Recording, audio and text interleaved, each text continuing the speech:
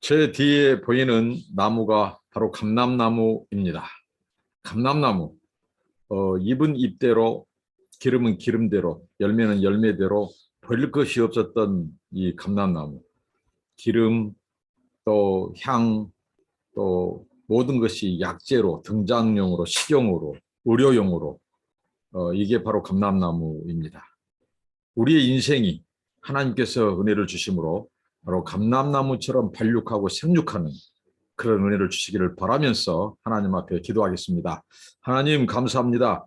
우리 인생 가운데 오셔서 우리를 감람나무처럼 생육하고 번성하고 발육하고 창성케 되고 창대케 돼서 하나님께 영광 돌려드리고 사람들에게 윤택하게 하고 생명을 주고 은혜를 나누고 축복을 흘려보내는 그런 우리 인생이 되게 하옵소서. 오늘도 말씀 묵상 나눕니다. 은혜를 주옵소서. 함께 하옵소서. 예수님의 이름으로 기도합니다. 아멘. 찬송입니다. 옳은 길을 따르라 의의 길을 옳은 길을 따르라 의의 길을 세계 만민이 의의 길, 이 길을 따라서 살 길을 온 세계에 전하세. 만 백성이 나갈 길, 어두운 밤 지나서 동튼다. 고난 비 보아라 저비, 주 예수의 나라 이 땅에 곧 오겠네 오겠네. 주 예수 따르라 승리의 주, 세계 만민이 돌아갈 길과 진리요 참 생명, 내 장검을 부수고 다 따르라 화평왕. 어두운 밤 지나서 동튼다. 환한 비 보아라 저비, 주 예수의 나라 이 땅에 곧 오겠네 오겠네. 놀라운 이 소식 알리어라. 세계 만민을 구하려 내 주 예수를 보내신 참 사랑의 하나님. 만 백성이 따를 길, 어두운 밤 지나서 동튼다. 환한 비 보아라 저비, 주 예수의 나라 이 땅에 곧 오겠네 오겠네. 고난길 내치고 찾아온 길, 많은 백성을 구한 길, 모두 나와서 믿어라. 온 세상이 마침내 이 진리에 살겠네. 어두운 밤 지나서 동튼다. 환한 비 보아라 저비, 주 예수의 나라 이 땅에 곧 오겠네 오겠네. 아멘. 오늘 말씀입니다. 구약성경 요엘서입니다. 요엘서 3장 9절부터 끝부분까지 21절까지 나누도록 하겠습니다. 오늘 요엘서 마지막이 되겠습니다. 너희는 모든 민족에게 이렇게 널리 선포할지어다. 너희는 전쟁을 준비하고 용사를 격려하고 병사로 다 가까이 나와서 올라오게 할지어다. 너희는 보석을 쳐서 칼을 만들지어다. 낫을 쳐서 창을 만들지어다. 약한 자도 이르기를 나는 강하다 할지어다. 사면의 민족들아, 너희는 속히 와서 모일지어다. 여호와여, 주의 용사들로 그리로 내려오게 하옵소서. 자, 먼저 이 부분 또 살펴보고 깨달음과 교훈들을 나누고 또 다음 부분으로 이어지도록 하겠습니다. 오늘 이 말씀은 하나님께서 이 종말에 이 요엘 선지자의 이 말씀이 이제 갑자기 종말론적인 이제 범우주적인 이 종말론적인 그 심판에 대한 메시지로 전환됩니다. 어제 말씀을 통해서 하나님께서 그 하나님의 이 백성, 유다 백성, 이스라엘 백성들을 괴롭혔던 그 열방을 하나님의 법정에 세우죠. 대표적으로 두로와 시돈, 그리고 이 블레셋, 이들을 하나님의 열방을 대표해서 이들을 하나님의 법정에 세워서 하나님이 세 가지를 기소했죠. 이들이 바로 하나님의 언약 백성들을 온 먼 곳으로 다 흩어지게 했고, 이들을 괴롭히고, 이들을 노예로 취급했고, 인권을 유린하고, 또 하나님의 땅을, 하나님의 소유된 땅을 그들이 나눠 가지고, 이런 것에 대한 하나님의 이 기소. 그래서 재판석상에 세우시고 하나님께서 이 제목, 이 세 가지 기소된 내용을 가지고 그들을 신문하고 심판하는, 하나님이 그런 재판, 판결을 내리셨죠. 그런데 오늘 이 민족들이 이 하나님의 재판과 판결에 대해서 어떻게 보면 불응하게 되죠. 그래서 하나님께서 이제 그들을 향하여 하나님이 이제 전쟁을 선포하십니다. 오늘 이 말씀에 모든 민족에게 너는 이렇게 선포할지어다. 전쟁 준비하고 너희들의 용사를 다 모아서 올라와라는 것입니다. 전쟁하기 위해서 올라오라는 것입니다. 그래서 보습을 쳐서 칼을 만들고 낫을 쳐서 창을 만들지어다. 우리가 이사야 선지자라든가 미가 선지자를 통해서 하나님께서 정말에 하나님께서 이 회복된 나라, 이 메시아, 그분의 통치, 하나님의 회복의 나라는 바로 이 칼, 보습, 이런 전쟁 무기를 녹여서 이 농기구가 되게 하는 이 하나님의 이 평화, 하나님이 주신 이 회복, 전쟁을 그치게 하고 하나님 평화를 주겠다고 하는 사인으로 그 선지자들을 통해서 바로 이 칼과 창이 농기구가 되는, 보습이 되는 그런 메시지를 주셨죠. 근데 오늘 요엘 선지자를 통해서 하나님이 주신 것은 명령해라. 근데 어떤 명령입니까? 전쟁 준비하고 올라오라는 겁니다. 여호사밧 골짜기로 올라오라는 겁니다. 여호사밧의 뜻은 하나님은 심판자이시다. 하나님이 심판하신다. 그러니까 오늘 이 요엘 선지자의 마지막 메시지는 이제 범우주적인 어느 한 지역에 하나님이 재판과 심판주로 말씀한 것이 아니라 범우주적이고 이 종말론적인, 그래서 열방이 하나님의 재판, 하나님의 심판을 받기 위해서 하나님 앞에 나오는 이런 지금 이 그림을 그려주고 있습니다. 그래서 그들이 이제 와요. 그때 이제 요엘 선지자가 기도하기를, 오늘 11절에 여호와여 주의 용사들로 그리로 내려오게 하옵소서. 내려온다는 표현을 썼습니다. 여기서 주의 용사들은 무엇입니까? 하늘의 군대, 여호와의 군대, 천군 천사, 우리가 셀 수 없고 헤아릴 수 없고 측량할 수 없는 무수한 하늘의 군대, 우리 눈에 보이지 않는 하나님의 군대, 그 여호와의 군대를 요청합니다. 내려와라. 지금 그들이 이제 하나님이 전쟁을 선포하요. 그러니까 그들이 올라옵니다. 여호와의 군대와 전쟁을 한판 대결을 하기 위해서 열방이 바로 이 여호사밧 골짜기로 이제 다가옵니다. 근데 하나님께서는 이 모든 것을 이제 어떻게 보면 열방을 심판하게 되는 그런 계기로 삼으시죠. 그들이 지금 이 보습을, 이번에는 보습을 쳐서 전쟁 무기를 만들죠. 칼이나 창. 그렇게 이제 무장을 하고 옵니다. 근데 그들이 무장한 채 어떻게 되죠? 무장한 채 하나님의 재판석상에 서고 맙니다. 하나님께서 그 열방이 여호와의 군대와 전쟁하기 위하여, 그러니까 어떻게 보면 하나님의 백성과 하나님의 백성과 전쟁하기 위해서 올라올 때 하나님께서 그곳에 하나님의 보좌가 임합니다. 하나님이 앉으셔요. 자정하셔요. 그래서 이제 그들을, 열방을 그 법정에 세우게 되는, 하나님이 그렇게 하십니다. 무장한 채 그들이 여호와의 군대와 전쟁하기 위해서 와요. 그때 하나님께서 그것을 그대로, 그 무장된 그것이 그들의 하나님의 심판의 증거 품목이 되게 합니다. 왜? 그들은 그렇게 해서 많은 민족을 괴롭혔고 피 흘렸고 죽였고, 심지어는 하나님의 언약 백성마저도 그들은 괴롭히고 죽이고 인권을 유린하고 하나님의 땅을 차지하고 나눠 먹고 이스라엘 백성들을 괴롭히고 먼 곳에 팔아버리고 노예가 되게 하고, 이러한 이 죄를 지었다는 것이죠.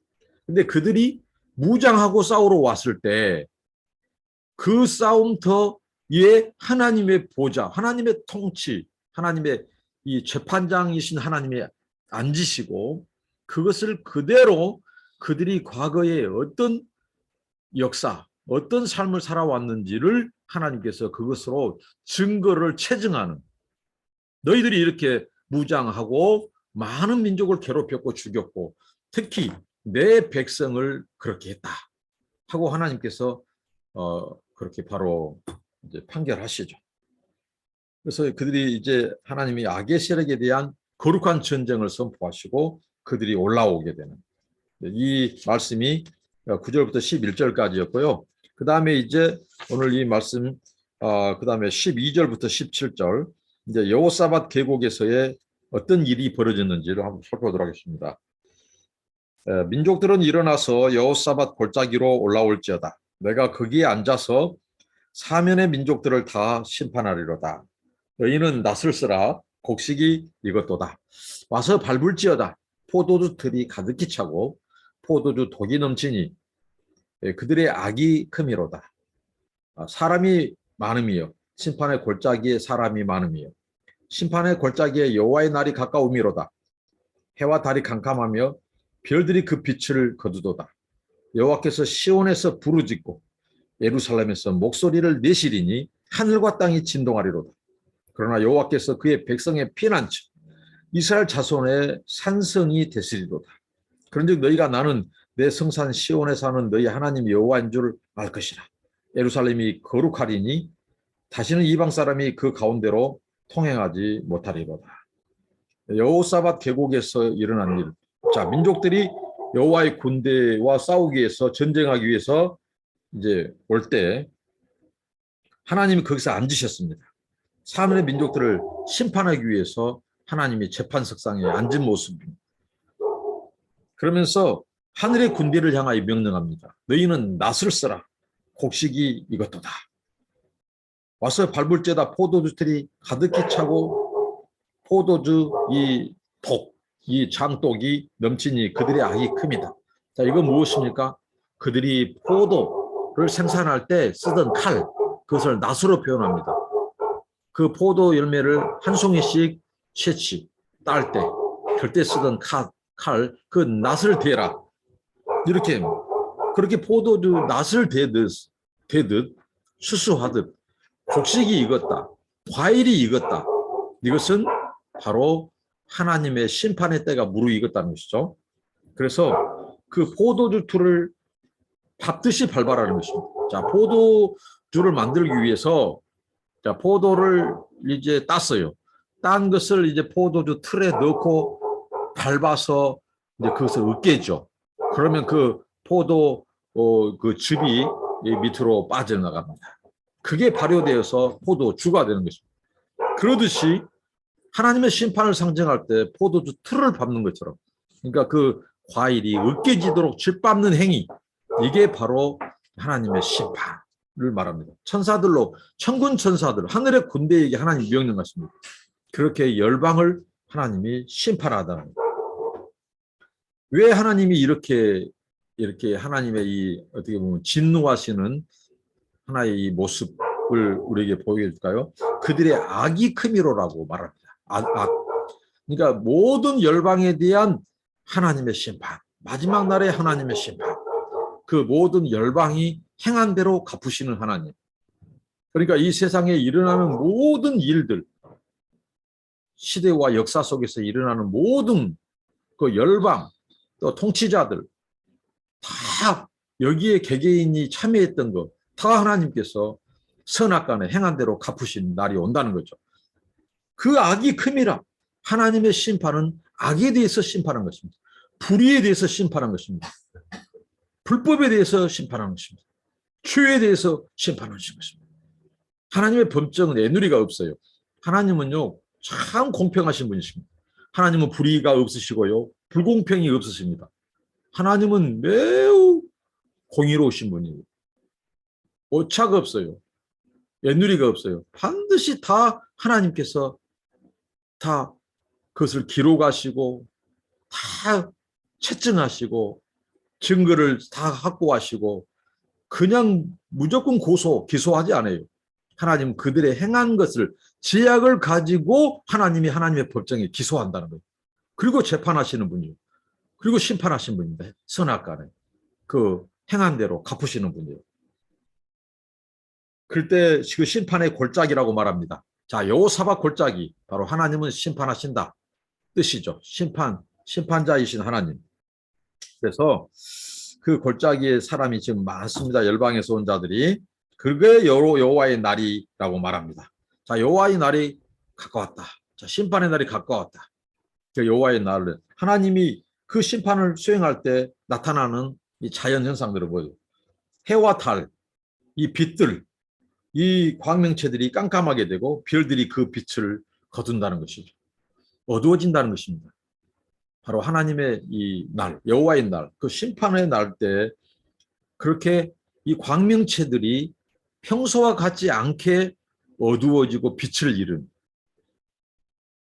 그때 여호와께서 부르짖습니다. 시온에서 목소리를 크게 부르짖어요. 마치 사자가 포효하듯이 부르짖습니다. 하나님께서 맹렬하게 부르짖습니다.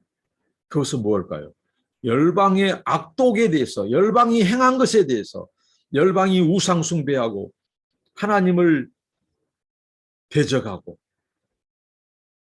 또 하나님의 백성을 유린하고 하나님의 통치를 거부하고 악을 조장하고 했던 모든 것에 대해서 하나님이 여호와의 날에 임하시는데 마치 사자가 포효하듯이 그 하나님이 울부짖듯이 포효하듯이 사자가 포효하듯이 하나님께서 이렇게 노를 발하시는 저는 이 모습을 보면서 한편으로는 우리가 세상 살면서 정말 악인들에게 정말 이 불의하고 불법을 행한 악인들에게 당했을 때 하나님을 향해서 절규하면서 기도했던 정말 목 놓아 부르짖으며 기도했던 그 모습이 하나님의 부르짖음과 심판하시기 위해서 절규하듯이 외치시는 그 하나님의 포효하는 모습이 오버랩이 된다는 것입니다. 그런즉 이제 이 여호와께서 그 하나님이 마치 열방을 향하여 심판을 수행하기 위하여 부르짖는 그것은 곧 무엇입니까? 이제 하나님이 그 목소리를 내시니까 하늘과 땅이 진동하고 떨어요. 하늘과 땅이. 그런데 하나님의 백성은 어떻게 되죠? 그 하나님이 열방을 향해 떨쳐 일어나서 그 열방을 하나님이 심판하시고 당신의 진노를 쏟으시는 그 하나님이 이스라엘 백성, 하나님의 이 택한 백성에게는 그 하나님이 보호자가 되시고 방어벽이 되어주시고 하나의 피난처가 되어주신다는 것입니다. 그래서 이스라엘 자손의 산성이시로다. 여호와께서 그의 백성의 피난처, 산성이 되시리로다. 이게 은혜의 반전이에요. 그래서 여호와의 날은 하나님을 대적하고 하나님의 택한 백성을 괴롭혔던 열방에 대한 그런 자들에 대한 하나님의 진노와 심판이 쏟아지는 날이라면 한편으로는 하나님께서 자기 백성에게 내가 너희의 피난처가 되어준다. 너희는 하나님이 내가 너희의 산성이 되어준다. 이제 어떤 누구도 너희들을 빼앗아갈 수 없도록 침범하지 못하도록 괴롭히지 못하도록 내가 너희들을 보호해주겠다고 하는 것이죠. 그래서 이제 하나님의 백성들이 어떻게 고백하여 내 성산 시온에 사는 너희 하나님 여호와인 줄 알 것이다. 그들이 이제 하나님이 여호와라는 것을 알게 돼요. 그 열방을 심판하시는 그 하나님이 바로 우리의 하나님, 이스라엘의 하나님, 하나님의 언약 백성의 하나님인 것을 너희들이 알게 되고 고백하게 될 거라는 것입니다. 그래서 하나님께서 이제 예루살렘을 거룩하게 구분시켜요. 구별시켜요. 그래서 다시는 이방 사람들이 그 하나님의 그 거룩을 깨뜨리지 못하도록 짓밟지 못하도록 하나님께서 그 예루살렘을 특별히 하나님께서 구별시키시는 그 말씀을 하셨습니다. 그리고 마지막으로 이제 3장 18절부터 21절까지 주의 백성에 임할 축복을 메시지로 주십니다. 18절부터 21절입니다. 그날의 산들이 단 포도주를 떨어뜨릴 것이며 작은 산들이 젖을 흘릴 것이며 유다 모든 시내가 물을 흘릴 것이며 여호와의 성전에서 샘이 흘러나와서 시딤 골짜기에 되리라. 그러나 애굽은 황무지가 되겠고 에돔은 황무한 들이 되리니 이는 그들이 유다 자손에게 포악을 행하여 무지한 피를 그 땅에서 흘렸음이니라. 유다는 영원히 있겠고 예루살렘은 대대로 있으리라. 내가 전에는 그들의 피 흘림 당한 것을 갚아주지 아니하였거니와 이제는 갚아주리니 이는 여호와께서 시온에 거하심이니라. 주의 백성에 임할 축복을 말씀하고 계십니다. 하나님께서 주의 백성들과 함께 시온에 임하시니 그 유다 땅이 어떻게 변화한다고 말하고 있습니까? 자, 산들이 단 포도주를 떨어뜨릴 것이다. 자, 산들이 그만큼 이제 풍요로운 이 포도 농사가 아주 풍요로워서 산들에서 이 산들이 단 포도주를 떨어뜨려요. 그러니 그 정도로 이 포도 농사, 이 과일 농사가 풍성하게 되어서 그 집이 뚝뚝뚝 떨어질 만큼 풍요로운 땅이 될 것이라는 것입니다. 그리고 작은 산들이 저주를 흘릴 것이며 이건 무엇일까요? 이 앞에 메뚜기 떼가 습격했을 때 포도 농사, 무화과 농사 다 안 됐죠. 왜 그러냐면 메뚜기 떼들이 그 과목을 다 먹어버리고 껍질까지 먹었죠. 이파리 먹었죠. 곡식 이 농사가 과일 농사가 안 돼요. 근데 하나님께서 어떻게 했습니까? 앞에 말씀을 통해서 이제 메뚜기 떼들로부터 다시는 습격이 없게 해주겠다. 그리고 이방의 군대가 함부로 너희들을 짓밟지 못하도록 내가 막아주겠다. 이렇게 하셨어요. 근데 그 약속대로 하나님께서 그날에 여호와의 날에 산들이 단 포도주를 떨어져요. 그러니까 이제 메뚜기, 이 황충, 느치, 팥종이 같은 이런 이 곤충들이 다시는 그 포도 농사를 해치지 못하도록 막아주겠다. 그래서 그 포도 농사가 너무 잘 되니까 이 산들에 있는 그 과일이 이 즙을 뚝뚝뚝 흘러 넘친다는 거죠. 작은 산들이 젖을 흘릴 것이다. 자, 무엇입니까? 이제 이 앞에는 이 양떼들이나 소떼들이 먹을 것이 없어요. 풀이 없어요. 그래서 그들도 살 수 없고 헉헉거리고 죽고. 그런데 이제 하나님께서 그 백성들을 축복하니까 어떻게 되죠? 작은 산들이 그 풀을 먹고 자란 소들이 생산한 그 젖이 흘러올 것이다. 흘러 넘칠 것이라고 하는 거죠. 아주 이 풍요로운 땅이 되게 한 거죠. 그다음 유다 모든 시내가 물을 흘릴 것이며 우기철 한때 소나기가 내리고 그것을 와디다고 하죠. 와디. 그 한 번씩 비가 내릴 때만 잠깐 물이 흐르고 그 물이 어디론가 사라져 버리는 그런 땅이 건조한 땅, 거기에다가 또 가뭄이 오는 이제 그 땅이 아니라 모든 시내가 물이 흐를 것이라는 것이 중단하지 않고 물이 시냇물처럼 흐르게 되고 하나님께서 그렇게 하나님이 비를 계속 주시겠다는 것입니다. 이게 풍요로운 땅이 되게 하셔요. 그다음에 또 하나 여호와의 성전에서 샘이 흘러나와서 시딤 골짜기에 되리라. 자, 여호와의 성전, 기쁨과 즐거움의 원천. 자, 요엘 선지자를 통해서 하나님께서 기쁨과 즐거움을 너에게 줄 것이다. 어느 부분에서 주셨죠? 바로 성전 제사와 관련해서. 그러니까 참된 기쁨과 즐거움은 우리가 하나님을 섬기고 하나님을 예배하는 그곳에서 나온 거예요. 하나님이 기쁨과 즐거움의 원천이십니다. 그 기쁨과 즐거움을 하나님이 어디서 주신다고요? 성전에서 이제 샘이 흘러나오게 하겠다는 거죠. 자, 이 앞에 메뚜기 떼가 습격했을 때 어떤 일이 있었죠?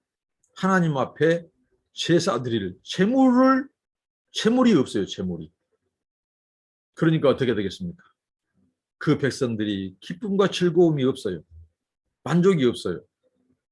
하나님과의 그런 깊은 그런 제사, 섬김, 그 예배, 기도, 만남을 통해서 하나님이 부어주시는 은혜, 기쁨과 즐거움 이런 것 부분들이 차단되는 거예요. 그런데 하나님께서는 이제 그 땅을 어떻게 해보게요? 이 성전에서 샘이 흘러나오겠다. 에스겔이 보았던 만국을 소생케 하는 그 새 예루살렘의 비전, 그 보좌에서 만국을 소성하는 그 생수, 그 샘이 흘러가요. 그것은 바로 여호와의 말씀입니다. 여호와의 율법입니다. 하나님이 생수의 근원이시오. 그런 것처럼 여호와의 성전에서 샘이 흘러가겠다 이렇게 말씀합니다. 그런데 반면에 이제 어떤 일이 있습니까? 19절에 그러나 애굽은, 자, 애굽, 여기에서 애굽, 에돔 이런 족속들이 나오죠. 이들은 대표적으로 이스라엘을 괴롭혔던 전통적인 이스라엘의 적대 국가들이었습니다. 이 원수 국가들이었죠. 애굽. 그 애굽은 어떻게 표현해버리죠? 황무지가 되게 하겠다는 거죠. 척박한 땅, 피폐한 땅. 이 앞에 하나님이 영광을 거두고 하나님께서 이 이스라엘, 유다 땅의 범죄로 인하여 하나님께서 그 땅을 하나님께서 재앙을 내리치고 심판을 내릴 때는 그 땅이 바로 이런 황무지가 됐고 황폐하게 됐죠. 근데 이제 그들이 회개하고 다시 돌이키고 통곡하고 금식하고 하나님의 은혜와 자비를 구하고 그들이 그렇게 온 공동체가 성회로 모여서 하나님 앞에 회개하고 하나님의 얼굴을 구할 때 주시는 그 역전, 은혜의 반전은 바로 무엇입니까? 바로 이 땅을 치유하고 변화시키겠다는 거예요. 풍요로운 땅으로 바꾸겠다는 것입니다. 사람들뿐만 아니라 이 생산자, 농부들, 또 소비자, 또 이 산과 들과 모든 산천초목, 곡식, 기름, 과일 이 모든 것을 풍요롭게 하겠다는 것이죠. 근데 반면에 애굽은 황무지가 되고 에돔은 황무한 들이 되리니 왜 하나님께서 애굽을 황무지로 만들어 버리고 에돔 족속으로 황무한 들이 되게 하십니까? 하나님께서 바로 그들을 심판하신 것입니다. 이는 그들이 유다 자손에게 포악을 행하여 무죄한 피를 그 땅에서 흘렸음이니라. 그들이 그들을 침략해 와 그들을 죽이고 빼앗아가고 또 노예로 팔고 그런 피 흘리게 했던 하나님의 백성 유다 자손에게 포악을 행했던 거기에 대한 하나님의 보응, 심판, 하나님이 대갚음 해주신 거예요. 이것을 성경의 용어로 우리는 하나님이 신원하시는 하나님, 하나님이 이스라엘의 자기 백성의 원수를 갚아주신 하나님, 신원하신 하나님. 하나님은 너무나 공의로우신 분이에요. 어떤 것도 그냥 심판하고 그냥 벌하지 않아요. 반드시 그들의 행악을 그대로 가지고 심판하십니다. 애누리가 없어요. 유다 자손에게 포악을 행하여 무죄한 피를 흘린 것에 대한 내가 너희들을 보응하는 것이다. 이렇게 말씀합니다. 그리고 20절에 유다는 영원히 있겠고 예루살렘은 대대로 있으리로다. 그래서 하나님께서 유다와 베들레헴은 영원하게 하나님께서 그 성읍은 지키십니다.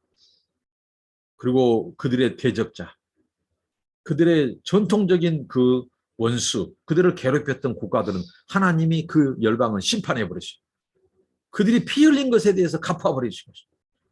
그 대가를 하나님 치르게 하시는 거예요. 심는 대로 거두게 하시는 거예요. 하나님 이렇게 하나님은 어미로우신 분이에요. 공의로우신 분이시고 하나님은 정확히 심판을 수행하셨습니다. 그러면서 이제 요엘 선지자가 오늘 우리들에게 아주 희망적인 메시지를 던져줍니다. 그것은 21절입니다. 내가 전에는 그들의 피 흘림 당한 것을 갚아주지 아니하였거니와. 왜 하나님께서 피 흘림 당한 것을 갚아주지 않았죠? 여전히 그 백성이 죄에서 돌이키지 않고 언약 백성이 하나님을 등지고 또 동방태양이라든가 금오스시라든가 이런 이방의 신들, 우상을 섬겼죠. 성전 안에서 굉장히 혼합주의의 이 신앙, 하나님도 섬기고 우상도 성전 안에서 자행하는 얼마나 가증스럽습니까? 이런 죄악에 대해서 그들이 돌이키지 않을 때는 하나님께서 그들의 이 대적자들을 오히려 통해서 그 백성들을 치게 하셨죠. 근데 그때는 하나님께서 피 흘림 당한 걸 갚아주지 않았어요. 근데 이제는 갚아주리니 이는 여호와께서 시온에 거하심입니다. 자, 하나님 갚으시는 하나님. 자, 이걸 통해서 우리가 요엘 선지자가 우리에게 가르쳐 준 것이 있습니다. 뭐냐면 이 세상에 우리 눈에 보이는 실체, 우리 눈에 앞에서 펼쳐지는 현상과 이런 사건들이 전부가 아니라는 사실입니다. 무엇입니까? 마지막 때에 하나님께서 지금 우리가 당하는 억울함, 그리고 불의한 일, 불법, 이런 불의하고 불법적인 이런 죄, 그리고 하나님의 백성들을 억울하게 하는 것, 아프게 하는 것, 피눈물 흘리게 하는 것, 이런 행악자들에 대해서, 불의한 자들에 대해서, 불법을 행한 자들에 대해서 하나님께서 반드시 오늘 말씀대로 내가 갚겠다, 갚아주지 않냐겠느냐, 이제는 갚아주리니, 하나님께서 여호와의 날, 심판의 날, 만유를 재판하시고 열방을 심판하시던 하나님이 이제 개인뿐만 아니라 또 열방, 단체, 조직, 모든 것에 대한 불의와 불법의 세력들에 대해서 하나님께서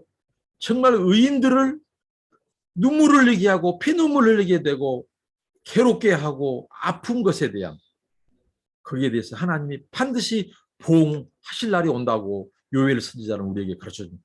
그래서 주눅 들지 말고 가슴을 펴고 하나님을 바라보고, 지금은 너희가 불의와 불법을 자행하는 그 악인들, 그들에 의해서 눈물을 흘리고 가슴 아파하고 했지만 하나님께서 반드시 그들을 마지막 때에 하나님의 재판, 하나님의 심판대에 올리실 것이다. 그러니까 낙심하지 마라.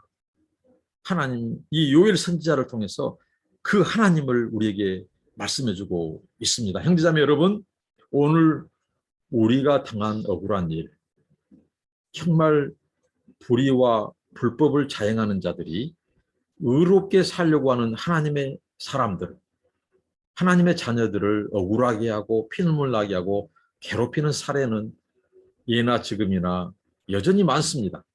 성경은 말하죠. 예수님도 말씀했습니다. 세상이 나를 미워할 것이다고. 예수님, 하나님을 세상은 싫어하고 미워해요. 그렇기 때문에 하나님을 사랑하는 자, 하나님을 섬기는 자들도 미움을 받습니다. 세상으로부터. 핍박을 받기도 합니다. 또 억울한 일을 당하기도 합니다. 뿐만 아니라 세상은 그럴지라도 교회 안에서도 하나님을 믿고 섬긴다고 하는 곳에서도, 현장에서도 정말 불의와 불법이 너무 자행되고 있습니다. 그래서 하나님께서 마지막 때에 심판을, 하나님의 심판이 어디에서부터 시행된다고 그랬죠? 성전에서부터, 교회에서부터, 목사와 장로, 중직자들로부터 하나님의 심판이 먼저 시작된다고 말씀합니다. 왜 그럴까요? 하나님의 교회, 거룩한 하나님의 교회, 그리스도의 머리요, 그리스도의 몸인 교회를 찢고 나뉘고 싸우게 하고 분쟁하게 하고, 거룩한 이 세상에서 하나님께서, 우리 주님께서 피로, 당신의 피로 값을 치러서 사신 자기 백성을 하나님께서 자기의 신부로, 거룩한 신부로 삼으셨어요. 이게 교회입니다. 세상에서 가장 거룩하고 순결한 주님의 신부를 유린한 그 교회를 어지럽히고 그리스도의 공동체를 찢고 쪼개고 나뉘고 분열시키고, 자기들의 탐심과 탐욕 때문에, 야망 때문에, 자기들의 이름을 위해서 그렇게 만든 자들에 대해서 하나님의 심판이 그들로부터 먼저 시작된다고 성경은 말씀합니다. 오늘 요엘 선지자는 오늘 이것을 자기 백성에게 소망의 메시지로 줘요. 너희가 지금 눈물을 흘리고 정말 불의와 불법을 행한 자들 때문에 눈물을 흘리고 억울하고 괴로워하지만 지금 눈에 보이는 현상이 실체가 아니다. 반드시 하나님이 너희들의 그 억울함과 눈물, 왜? 너희들은 불법과 불의를 행하지 않았거든. 너희는 하나님 앞에 통곡했거든. 너희는 하나님의 그 의로움과 거룩을 지키기 위해서 하나님 앞에 통곡했던 자들, 그런 자들, 그 억울함을 하나님이 반드시 갚아주시고 풀어주실 날이 온다는 것입니다. 이게 얼마나 위로가 되고 소망이 됩니까? 그래서 저는 늘 말합니다. 하나님의 심판은 반드시 있어야만 한다. 그래서 성경은 말합니다. 하나님의 심판이 반드시 있다고 말입니다. 그래서 여호와의 날, 심판의 날, 진노의 날은 동시에 하나님을 끝까지 순전하게 따른, 거룩하게 따른 그들에게는 그날이 위로의 날이고 소망의 날이고 구원의 날입니다. 여러분, 우리 눈에 보이는 것 억울하다고 피눈물 흘린 거 하나님이 다 아십니다. 다 보셨습니다. 우리가 지금 당장 갚을 수 없습니다. 우리는 하나님께 원수 갚는 것 하나님께 맡기고 나아가는 거예요. 묵묵히 우리에게 주신 소명, 사명 따라가는 거예요. 그럴 때 하나님께서 행악자들에 대해서, 근데 그들이 세상 사람만이 아니라는 거죠. 교회 안에도 목사 세계, 선교사들 세계는 말할 수도 없어요. 얼마나 정말 잔인하고 비정하고 정말 어떻게 하나님을 두려워한 사람들이 할 수 없는 짓들이 목사와 선교사들의 세계에서도 일어납니다. 정말 저도 지난 한 주간 동안에 몸이 아플 정도로 저의 몸이 찢어졌어요. 찢겨져 나갔어요. 너무 아팠어요. 내 영혼이 산산조각 났어요. 내 몸과 마음과 심신이 으스러졌어요. 이렇게 너무 아팠어요. 이렇게 아픈 사람들이 저만이 아니었더라고요. 정말 2년 가까이 함께 새벽을 깨우면서 기도했던 그 좋은 공동체가 일부 사람들이 자기들의 이 탐심과 탐욕을 덮고 자기들이 새로운 조직을 만들고 이 좋은 새벽기도 공동체 하나를 산산조각 찍고 분열시켜 나가고 마는 일이 있었습니다. 가슴 아픈 일이죠. 울었습니다. 통곡했습니다. 한 주간 동안 내 온몸이 부서지고 내 영혼이 정말 그렇게 심신이 괴로워서 내 몸이 아플 정도였습니다.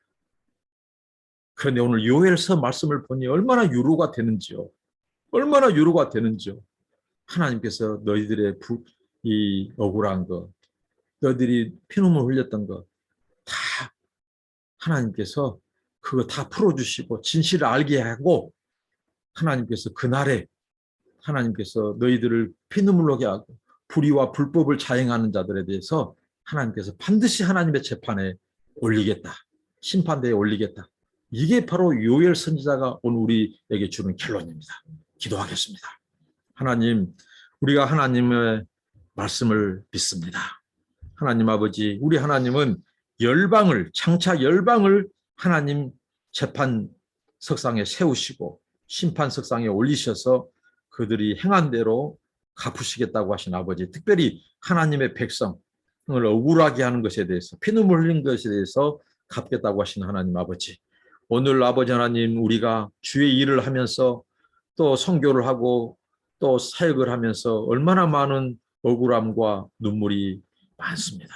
하나님 아버지, 세상은 그럴다고 치더라도 아버지 하나님 믿음의 공동체 안에서 얼마나 아버지 하나님 죄를 죄로 여기지 않고 하나님 아버지 주님 불의와 불법을 자행하고 분열을 깨서 정말 하나님을 두려워하지도 않고 주님의 몸을 찢고 나뉘우고 그런 아버지 하나님 정말 마귀의 종노릇 하는 그들 공동체를 찢고 나뉘우고 정말 아버지 하나님 순결한 자들 거룩하고 정말 순수하게 기도하는 자들의 공동체를 깨고 그런 아픔이 있습니다.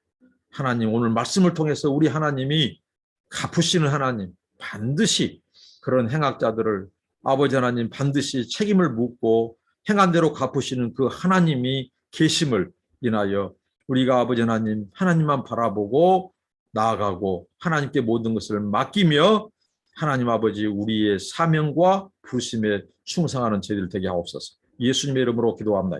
아멘. 여러분 감사합니다. 축복합니다.